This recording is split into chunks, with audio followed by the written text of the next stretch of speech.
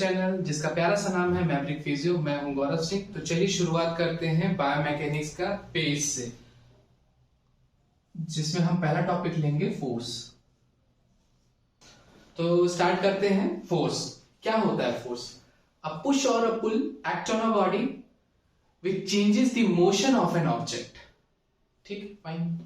मतलब क्या कह रहा है इंग्लिश में कि कोई भी ऑब्जेक्ट में, सॉरी सरफेस को बहुत दूर कर दिया मैंने, लाइए पास कर देते हैं। ये है सरफेस, ठीक है, ये है मेरा ऑब्जेक्ट। ठीक, मतलब मैं पुश करूंगा, धकेल रहा हूं, या पुल कर रहा हूं, मतलब खींच रहा हूं। मतलब अगर मैं पुश कर रहा हूं या पुल कर रहा हूं, जिससे ऑब्जेक्ट का मोशन चेंज हो रहा है। अभी ये रेस्ट में था, फिर मोशन में आ गया, तो इस चीज को हम कहते हैं फोर्स। मतलब हम फोर्स को एक एक्सटर्नल एजेंट भी कह सकते हैं। हाँ जी बिल्कुल, हम फोर्स को एक एक्सटर्नल एजेंट भी कह सकते हैं। तो क्या फोर्स का हमने डेफिनेशन पढ़ लिया। अब हम बात करते हैं composition of force. Composition of force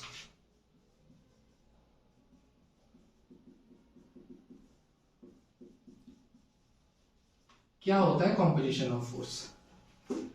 composition of force पढ़ने से पहले ये देख लें, क्या फिजिक्स में जो डिफरेंट क्वांटिटीज होती हैं, तो उसको दो तरीके से जान सकते हैं। या तो कोई भी फिजिकल क्वांटिटी एक स्केलर क्वांटिटी होती है या वेक्टर क्वांटिटी होती है। बात करता हूं वेक्टर क्वांटिटी की। वेक्टर क्वांटिटी ऐसी क्वांटिटी जिसमें मैग्नीट्यूड हो, डायरेक्शन हो और वेक्टर लॉ ऑफ एडिशन को फॉलो करे। मतलब कोई एक सर्टेन वैल्यू होगी, ठीक, उसका यूनिट होगा और किसी डायरेक्शन में जाएगा, किस डायरेक्शन में लग रही है, तो ये हुआ वेक्टर क्वांटिटी। तो सेम वे में कॉम्पोजिशन ऑफ फोर्स क्या? कॉम्पोजिशन ऑफ फोर्स में मैग्नीट्यूड होता है, डायरेक्शन होती है। ठीक, तो मतलब कोई भी फोर्स किस डायरेक्शन में लग रहा है, सेम डायरेक्शन में लग रहा है, अपोजिट डायरेक्शन में लग रहा है, ठीक है, तो ये होता है direction, composition of force, magnitude and direction. ठीक, ये हो गया आपका कॉम्पोजिशन ऑफ फोर्स। अच्छा, फोर्स की यूनिट क्या होगी? यूनिट भी लिख लेते हैं। यूनिट होती है न्यूटन, ऐसा यूनिट, ठीक है, ये हुई फोर्स का यूनिट। अच्छा, बात करते हैं टाइप्स ऑफ फोर्स। क्या होती है टाइप्स ऑफ फोर्स?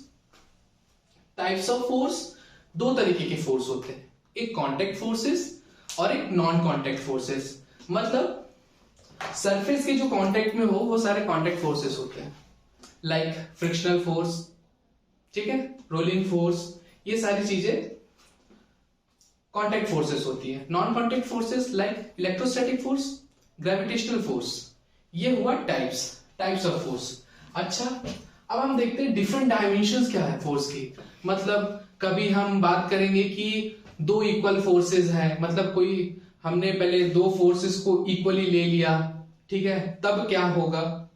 कभी लेंगे हम दो अनइक्वल फोर्सेस, कभी हम लेंगे दो equal forces with opposite direction. तो आइए इन सारे सिनेरियोस को एक एक करके डिस्कस करते हैं। ये हुआ हमारा फोर्स, ठीक। तो अब हम पहला सिनेरियो लेते हैं कि कोई दो फोर्सेस इक्वली है, एक पॉइंट पे वर्क कर रही है, तो क्या होगा?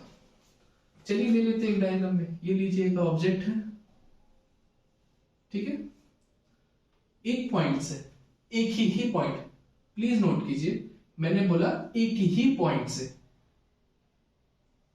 दो इक्वल फोर्सेस है। ये लीजिए दो इक्वल फोर्सेस है। क्या मैं इसे F और F डैश दे सकता हूं? जी हाँ बिल्कुल दे सकता हूं। तो एक फोर्स और दो फोर्स, मतलब दोनों इक्वल फोर्सेस है। तो इसमें यह कहता है कि जब भी जिस डायरेक्शन में फोर्स लग रही है तो वो ऑब्जेक्ट उसी ही डायरेक्शन में मूव कर जाएगा। तो ये बॉडी इसी ही डायरेक्शन में मूव कर जाएगा। बात क्लियर है? ठीक। तो अब मैं बात करता हूं, कोई भी एक ऑब्जेक्ट है, इक्वल फोर्सेस ले रहा हूं एक ही पॉइंट से बट अपोजिट डायरेक्शन में। ये लीजिए, एक ही पॉइंट से ले लिया मैंने, अपोजिट डायरेक्शन में दो इक्वल फोर्सेस, क्या होगा? इस स्टेट को हम इक्विलिब्रियम स्टेट कहेंगे। ठीक है,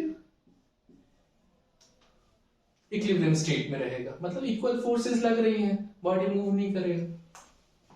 ठीक, मान लिए।